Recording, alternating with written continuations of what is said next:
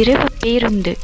அந்த பேருந்து இரவு நேரத்தில் 4 பேருடன் மெதுவாக அந்த பாதையில் ஏறிக்கொண்டிருந்தது.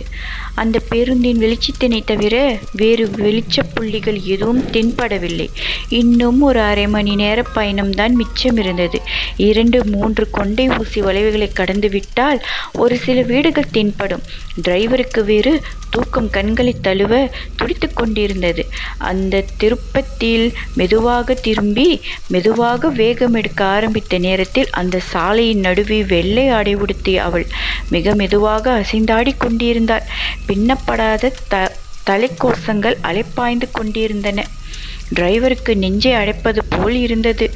இந்த நடுநிசையில் ஐயையோ, எல்லோரும் சொல்றது போல அந்த மோகினியோ? நாக்கு மேலனத்துடன் ஒட்டி கொண்டது. அவரை அறியாமலே பேருந்து நின்றது.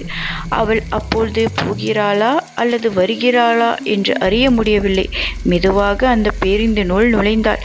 டிரைவருக்கு அந்த மலை குளிரிலும் வேர்க்க ஆரம்பித்து விட்டது. என்னப்பா ராமு, ஏன் இப்படி வேர்த்து கொட்டுற? ஏதாவது பேய் பிசாசை பார்த்துட்டியா என்ன? அந்த குரல் கேட்ட குரலாக இருக்க திரும்பி பார்த்தான். வைதேகி பாட்டி நின்று கொண்டிருந்தால் வெள்ளை ஆடையில். இந்த கதை உங்களுக்கு பிடிச்சிருந்தா சப்ஸ்கிரைப் பண்ணுங்கள், லைக் பண்ணுங்கள் மற்றும் ஷேர் பண்ணுங்கள். தேங்க்யூ.